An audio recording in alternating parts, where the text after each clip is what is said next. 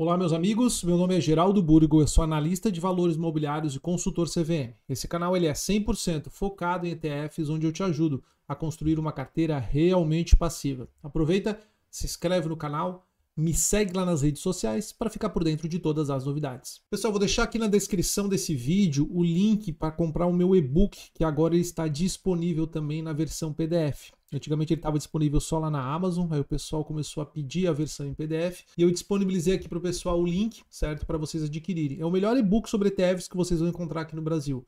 Então eu trouxe aqui de uma maneira bem didática para vocês entenderem como que funcionam os ETFs, de onde que vem a eficiência dos ETFs e principalmente como vocês começam a montar, a estruturar uma carteira com ETFs. Quem tiver interesse, basta clicar no link aqui da descrição desse vídeo. Bom, essa semana eu vou falar sobre o ETF do Barsi. Não é necessariamente do Luiz Barsi, mas da estratégia tão, digamos, propagada pelo Luiz Barsi. O ETF é da gestora Investo, que ele tem como objetivo replicar aí setores considerados defensivos aí da economia brasileira. Trouxe aqui para vocês algumas informações, histórico do índice, trouxe umas simulações bem interessantes para a gente ver como ele se comportou em períodos maiores de tempo e no final vamos ver se faz sentido ou não buscar esse tipo de exposição aqui no mercado brasileiro. Meus amigos, eu estou falando do Best 11, que é justamente o ETF que replica a estratégia do Barsi. Ele é um ETF da gestora Investo. Está na categoria de renda variável, replica um índice chamado Market Vector Brasil Best Index, faz o rebalanceamento de forma trimestral, atualmente possui 23 empresas. A estratégia, como eu mencionei para vocês, é se expor a setores defensivos aqui da economia brasileira, depois a gente vai ver quais são esses setores. Taxa de administração total de 0,5% ao ano, atualmente possui 745 cotistas, um patrimônio líquido de 5 milhões de reais, é um ETF novo, foi lançado agora no começo de mês de setembro, e ele é um ETF de distribuição, ou seja, ele distribui os dividendos mensalmente, o que faz esse ETF não ser tão interessante para quem está numa fase de acumulação. Porque aqui no Brasil, os dividendos que são distribuídos através dos ETFs, existe uma retenção de 15% de imposto sobre os dividendos distribuídos. Então, quem está numa fase de acumulação, que está recebendo esses dividendos e reinvestindo, acaba sendo, digamos, acaba não sendo uma boa opção, porque você deixa de reinvestir ali todos aqueles dividendos, né? Já que 15% daquele valor vai ser retido na fonte, então você reinveste parte daquelas distribuições e isso aí lá, digamos, no longo prazo acaba afetando bastante o patrimônio que tu vai acumular. Então a estratégia aqui, vamos ver se ela é interessante, mas eu já adianto que faz mais sentido para quem está numa fase de usufruto e não para quem está numa fase de acumulação. Um outro ponto importante para lembrar nos ETFs, que os ETFs recebem esses dividendos de forma isenta, e na hora que ocorre essa distribuição, que existe essa retenção de 15%. Ou seja, quando ele distribui lá para o seu cotista, existe essa retenção de 15% de imposto. Lembrando que os juros sobre capital próprio que os ETFs recebem também são isentos de imposto de renda, ao contrário, certo, dos juros sobre capital próprio que os investidores pessoa física recebem. Porque quando o investidor pessoa física recebe o juro sobre capital próprio, existe uma retenção de 15% de imposto na fonte. Então isso é uma vantagem dos ETFs, porque normalmente uma empresa, às vezes, ela opta por distribuir os juros sobre capital próprio do que realmente os dividendos. Então, dentro do ETF, ele recebe tanto dividendos quanto juros sobre capital próprio, certo? Tudo isento de imposto de renda. E ele pega esses valores e depois, ele, conforme o calendário do ETF, né, o calendário do fundo, ele vai distribuindo esses valores aí para os seus cotistas. Lembrando que ele faz as distribuições de forma mensal. Qual que é a estratégia do índice? Bom, o termo BEST, né, ficou conhecido como a estratégia do Barsi, por investir em setores considerados essenciais para a economia, ou seja, setores que a população continua utilizando mesmo em períodos de crise. Então o BEST ele vem do acrônimo de B de bancos, E de energia elétrica, S de saneamento básico e seguros e T de telecomunicações. Então são serviços que a população não diminui o uso, né, em períodos de crise. As pessoas continuam utilizando esses tipos de serviços, mesmo se a gente estiver passando por uma recessão, estiver passando por uma crise. E não só no Brasil como no exterior, eles são considerados como setores defensivos. Então no exterior a gente tem vários ETFs que buscam esse tipo de estratégia, né, em setores mais defensivos. Então não é uma estratégia bem, digamos, do Barsi, né? Ficou conhecido aqui no Brasil como a estratégia do Barsi, mas no exterior nós temos diversos ETFs que buscam se expor a setores defensivos, seja dos Estados Unidos ou de outros países desenvolvidos ou até mesmo de outros países emergentes. Metodologia do índice, né? Então, o índice, para selecionar essas empresas que fazem parte desses setores específicos, né, desses setores defensivos, antes de fazer essa seleção, existem alguns critérios de liquidez que a metodologia acaba adotando, né? Então, ou seja, ele seleciona primeiro empresas, eles fazem um filtro, né, de empresas que tenham um free float de pelo menos 10%, uma capitalização de mercado superior a 150 milhões de dólares, um volume diário de negociação de 3 meses de pelo menos de $1 milhão e pelo menos 250 mil ações negociadas por mês nos últimos 6 meses. Então, esses critérios de liquidez justamente é para digamos, eliminar aquelas empresas que são muito pequenas ou empresas que possuem uma baixa de liquidez, que isso aí pode afetar os rebalanceamentos que o índice faz a cada 3 meses. Bom, depois de fazer esse primeiro filtro com relação à liquidez, o fundo começa a selecionar quais as empresas que vão realmente fazer parte da cesta, né? Então o índice seleciona empresas que tenham pelo menos 50% da sua receita oriundo dos setores bancários, energia elétrica, seguros, serviços de telecomunicações e saneamento. É interessante que para as empresas que já fazem parte do índice, esse percentual ele é flexibilizado, então ele cai para 25% da receita. Após isso, ele aplica 2 filtros, digamos que de qualidade, certo? Ou seja, para tentar realmente filtrar um pouco as empresas. O primeiro filtro que ele pega são as empresas que pagaram dividendos de forma recorrente nos últimos 3 anos. Então, a empresa tem que ter pago dividendos de forma recorrente nos últimos 3 anos para fazer parte do índice.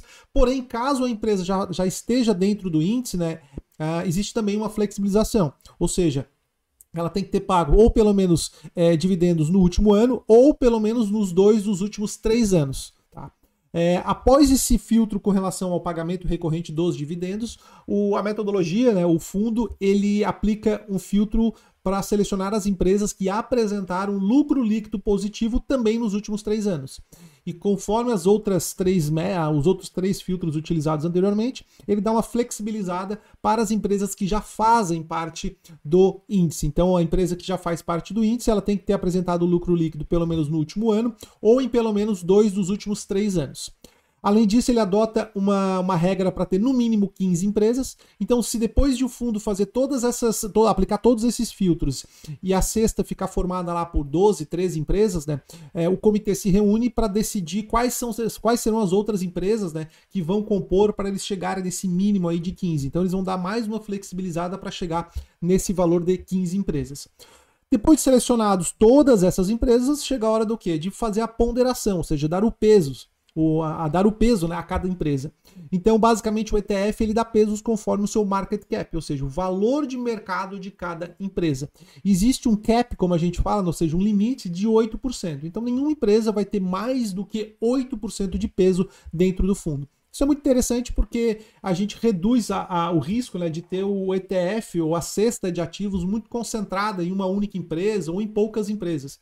Isso aí pode deixar o ETF, digamos, um pouco mais arriscado, porque ele vai passar, digamos, a depender da performance especificamente de uma única empresa, que é aquela empresa que tem um peso maior dentro do fundo. Se a gente observar agora as 10 principais posições da carteira do Best 11, a gente observa que as 4 primeiras posições a gente tem aqui em torno de 8%, que é exatamente aquele cap ali que ele trabalha, né? Não deixa a empresa ter muito mais do que 8% de peso dentro do fundo.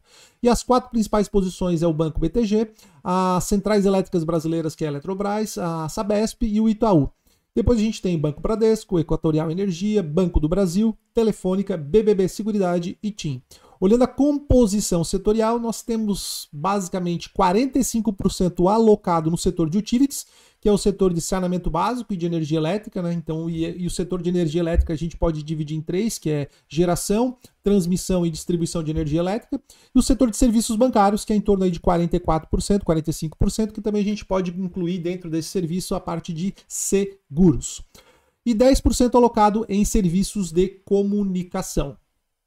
Agora, analisando o retorno acumulado, será que a estratégia entregou um bom retorno aí nos últimos anos? Bom, aqui eu abro um parênteses porque o histórico disponibilizado pela provedora do índice, que é a Market Vector, eu achei ele muito curto. O histórico disponibilizado é a partir de 2021, janeiro de 2021. Então nós temos aqui, não temos nem 5 anos de dados, mais ou menos 4 anos e meio de dados, o que eu acho um período muito curto para tirar qualquer tipo de conclusão, principalmente quando a gente está falando sobre renda variável. Nesse período específico, de janeiro de 2021 até setembro de 2025, a estratégia do Best 11 entregou aí 12,3% de retorno ao ano.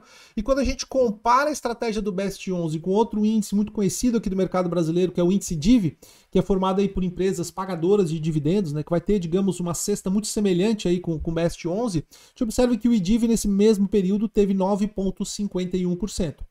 O Best 11 também superou o próprio Ibovespa nesse período, né? Eu acabei nem incluindo o Ibovespa aqui, porque o IDIV ele já é um índice que supera o Ibovespa com bastante consistência. Então a gente vê que a estratégia do Best 11 nesse intervalo específico de tempo aqui, de 2021 até 2025, conseguiu superar tanto o IDIV quanto o Ibovespa. Mas, como eu adiantei para vocês, né, não vamos tirar nenhuma conclusão, certo, com relação a um período tão curto da história. Então a gente vê aqui até uma certa correlação com o índice DIV, então se a gente observar desde 2021 eles andam muito próximos, né? Nos últimos meses aqui que o Best 11 deu, digamos que uma descolada do índice DIV, mas não dá para, por essa análise aqui, digamos, por esse período específico, não tem como a gente tirar assim nenhuma grande conclusão. Bom, para não deixar vocês no vácuo, ou seja, para a gente realmente trazer algum tipo de análise aqui num histórico maior de tempo, eu fiz uma simulação teórica com a estratégia do Best 11. Não é exatamente a estratégia, digamos, que a gente espera que aconteça exatamente daqui para frente, mas é algo muito próximo do que nós podemos esperar, certo, que seja a composição do Best 11.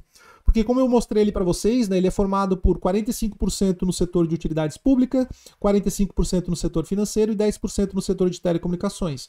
Então, se a gente pegar, formar uma carteira teórica, como eu formei aqui, considerando uma alocação de 45% num índice chamado UTIL, que é um índice criado pela B3, que justamente é formado por empresas de utilities, né? Ou seja, empresas de utilidade pública, energia elétrica e saneamento, e também pegar esse mesmo carteira e adicionar 45% do desempenho do índice IFNC, que também é um índice da B3, só que do setor de serviços financeiros, e aqui eu fiz, digamos que mais uma adaptação, né? Os 10% restantes eu aloquei aí 5% para Vivo e 5% para TIM, que são as duas maiores empresas de telecomunicações que nós temos aqui no Brasil, e também com histórico relevante aí para a gente avaliar o desempenho. Então, quando a gente monta essa carteira simulada aqui para tentar realmente projetar, ou seja, para a gente analisar como que poderia ter sido a estratégia do Best 11 no período maior de tempo, a gente consegue chegar num histórico aqui desde 2006. Por quê? Porque esses dois índices, tanto o TIL quanto o IFNC, já possuem um histórico muito longo, e a Vivo e a TIM já são listadas aqui na Bolsa Brasileira também já faz muito tempo. Então a gente pega com um histórico bem maior, quase 20 anos de dados. A gente já consegue tirar algumas conclusões mais interessantes. Nesse período aqui de 2006 até 2025, essa estratégia simulada do Best 11, essa estratégia, digamos que teórica, que eu criei aqui para vocês, entregou 14,33% ao ano. O IDIV nesse mesmo período entregou 12,72%. E o IBXX, que aqui tá, o IBXX é o índice IBRX 100, que ele é formado pelas 100 maiores empresas brasileiras ponderadas por valor de mercado. Atualmente ele tem uma performance muito semelhante ao Ibovespa, mas quando a gente pega um histórico muito antigo, a performance dos dois é um pouco diferente. Isso é até um tema para um próximo vídeo, eu vou explicar para vocês por que eles têm uma performance tão diferente, né? O índice IBRX 100 com o índice Ibovespa. Mas aqui para vocês terem uma ideia, né? A média do mercado brasileiro nesse período foi de 9,31% e uma estratégia focada em dividendos deu 12,72% e uma estratégia focada nesses setores defensivos entregou 14,33% ao ano. Bom, mas novamente, aqui a gente está analisando uma janela específica de tempo, né, de 2006 até 2025. Nessa janela específica, realmente essa estratégia do Best 11 entregou um retorno bem significativo, chama bastante atenção, quase 15% ao ano, é um baita de um retorno, mas vamos analisar agora também através de janelas móveis para a gente ver se chegamos a alguma conclusão diferente. Trazendo para vocês aqui agora o retorno através de janelas móveis de 5 anos e de 10 anos, a gente já começa a ver coisas bem interessantes. Por quê? Antes eu vou relembrar para vocês como que a gente analisa um gráfico de janelas móveis, né? Vamos pegar aqui um exemplo. Ó. Esse ponto mais alto que nós temos aqui, ó, é esse ponto vermelho que representa o IDIV, que está mais ou menos aqui, ó, janeiro de 2021. O que quer dizer esse ponto? Aqui em janeiro de 2021 a gente teve 31% de retorno ao ano, certo? Então, como eu estou analisando uma janela de 5 anos, eu vou pegar esse ponto aqui, ó, de janeiro de 2021 e vou diminuir 5 anos. Vamos pegar lá janeiro de 2006 até janeiro de 2021, a estratégia do IDIV entregou com a mais de 31% de retorno ao ano, e foi realmente a estratégia aí que teve o melhor retorno quando comparada com a do Best e com a do IBXX, certo? Então, as janelas móveis de 5 anos, a gente analisa o gráfico dessa forma que eu falei para vocês. Só que se a gente pegar todas essas janelinhas móveis de 5 anos, desde lá de 2006, tá? Até hoje, a gente vê que a estratégia do Best 11 supera o IBXX em 97,1% do tempo, ou seja, realmente supera com bastante consistência aí a média do mercado brasileiro. E com relação ao IDIV, ela fica meio a meio, ela supera o IDIV em 50,7% das janelas. E é interessante observarmos o quê? E nesse período específico que a gente pega aqui, ó, do fundo de lá em 2016, ó, janeiro de 2016 foi, digamos, o impeachment da Dilma. Então a Bolsa Brasileira ela estava lá no fundo do poço. Então se nesse período específico que a gente tem aqui, de janeiro de 2016 até janeiro de 2021, quem investiu no DIV 11, na estratégia do IDIV, realmente teve um desempenho superior. Só que a gente observa que depois, ó, quando tu começa a investir talvez até um pouco antes desse período, aqui a gente pega aqui agora em 2020, janeiro de 2020, um pouquinho antes do Covid, então, ou seja, quem começou a investir lá em 2013, 2014, 2015 e pega uma janela de 5 anos, a estratégia do Best 11 ela já entregou um retorno superior. Então, num período maior de bull market que a gente teve ali na Bolsa Brasileira, né, depois do período da Dilma, a estratégia do Best 11, ela entregou um retorno superior, certo? Do que a estratégia do IDIV, que a estratégia do IDIV entregou um retorno somente naquela janelinha específica. Então, no período de bull market, interessante, a estratégia do Best 11 entregou um retorno superior. E olha que interessante, depois desse pico que a gente teve em 2021, o mercado brasileiro ele sofreu bastante, né? Então, ou seja, a gente teve aí, está há quase 4 anos aí sofrendo no mercado brasileiro, na Bolsa Brasileira, e a estratégia do IDIV nesse período, digamos que de baixa, ela me pareceu ser mais defensiva do que a estratégia do Best 11, que é considerada uma estratégia defensiva, porque a gente tem aqui um mercado de baixa e a gente tem um período, né? A gente tem mais períodos que a estratégia do IDIV ela supera a estratégia do Best 11. Então, inverteu aqui, né? Eu achei interessante esses dados porque num período de queda, entre aspas, nesse último período de queda, nesse último bear market que a gente teve da Bolsa Brasileira, a estratégia do DIV 11, do IDIV, né? Eu estou falando DIV 11 porque o DIV 11 replica justamente o IDIV. A estratégia do IDIV ela foi, entre aspas, um pouquinho mais defensiva que a estratégia do Best 11. Lá no período de bull market, não, a estratégia do Best 11 ela entregou retornos superiores ao IDIV. Mas na média, quando a gente observa em janelas de 5 anos, ficou meio que meio a meio. Agora, analisando em retorno através de janelas móveis de 10 anos, ou seja, ficando um período maior de tempo investido, as coisas já mudam um pouco, ó. A estratégia do Best 11 superou o IBXX em 100% das janelas, então uma consistência muito interessante, e superou a estratégia do IDIV em 98,2% das janelas. Interessante. Então realmente ela mostrou bastante consistência quando a gente amplia, né, esse período aí que o investidor permanece investido, né, saindo de 5 anos para 10 anos. Então essas poucas janelas que o IDIV superou a estratégia do Best 11, quando que foi? A gente consegue mais ou menos observar por aqui, ó. Em 2024, outubro de 2024, então se a gente volta 10 anos atrás, quem investiu lá em 2014 e ficou 10 anos investido, tanto no Best 11 quanto na estratégia do IDIV, a estratégia do IDIV entregou um retorno um pouquinho superior. Então a gente observa que nos últimos anos, a estratégia do IDIV ela meio que está com uma performance muito semelhante à estratégia do Best 11. Mas quando a gente volta um pouquinho no tempo, né, quem investiu lá atrás no Best 11 teve retornos bem superiores aí à estratégia do IDIV. Agora, analisando a volatilidade anual, tanto a estratégia do IDIV quanto a do Best 11 tiveram volatilidades bem semelhantes, em torno de 23,5%, e volatilidades até ligeiramente inferiores do que a volatilidade apresentada pela média do mercado brasileiro, que foi de 25,3%. Agora, analisando o gráfico de drawdowns, né, que mostram as piores quedas que a gente teve aí desde 2006, aqui tem um fato que me chamou a atenção. Quando a gente analisa os piores drawdowns, ou seja, as piores quedas de cada índice, elas ocorreram em períodos diferentes da história. Então, a pior queda do IBXX ocorreu lá na crise subprime, 2008, caiu 60%. A pior queda do IDIV aconteceu lá no impeachment da Dilma, no ápice do impeachment da Dilma, né? Quando a Dilma sofreu o impeachment, que a Bolsa Brasileira estava no buraco, certo? Teve uma queda aqui de menos 57%. Já a do Best 11, a pior queda ocorreu no Covid. lá em março, ali, fevereiro, março de 2020. Então, interessante que ocorreram em 3 períodos diferentes da história. A estratégia do Best 11 foi que apresentou a menor queda, menos 42%, isso é um ponto de atenção, certo? Porque já que ele é um setor defensivo, então ele realmente ele se mostrou defensivo porque ele teve a menor queda aí quando comparada com os outros índices de mercado. Quando analisamos agora a duração desses drawdowns, né, a duração desses piores drawdowns, ou seja, o fundo caiu, quanto tempo demorou para se recuperar, né, para recuperar um topo histórico anterior.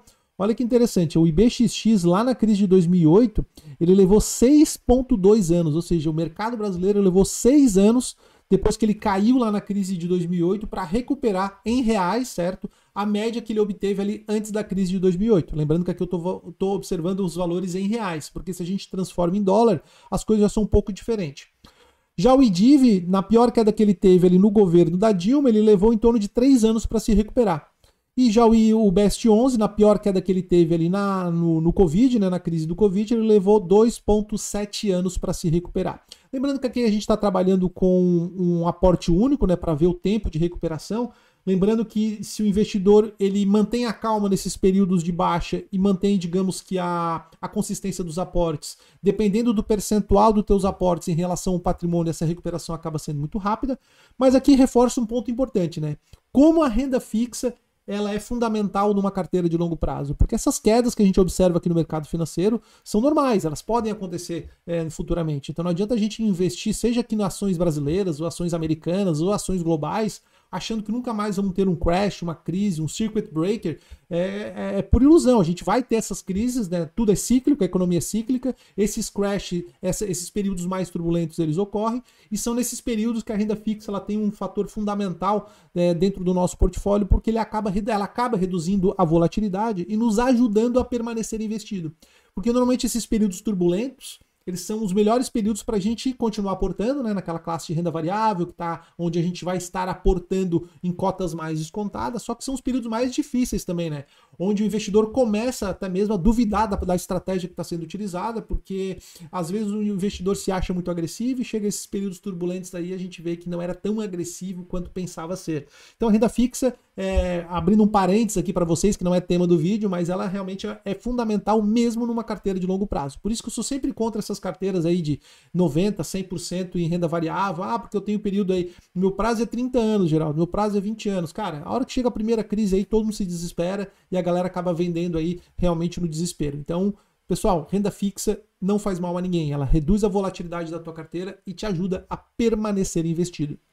Bom, e qual a conclusão que eu chego, né? Primeira coisa com relação ao Best 11 é que ele é um ETF de distribuição. Então é bom deixar isso aí, reforçar essa política de distribuição que o ETF adotou, porque quem está numa fase de acumulação não faz tanto sentido investir num ETF de distribuição, porque no Brasil os dividendos distribuídos dos ETFs são tributados em 15%. Isso aí dá uma diferença bem interessante, né? Quando a gente projeta aí períodos de 20, 15, 20, 25, 30 anos. Então esse imposto que tu vai pagando sobre os dividendos distribuídos vai reduzindo, tá, o teu retorno total líquido, digamos assim, né? Porque tu vai pagando imposto de forma antecipada. Mas quem está, digamos, numa fase de usufruto, pode fazer sentido, porque eu vejo essa distribuição de dividendos como um facilitador, ou seja, uma ferramenta para facilitar a geração de renda.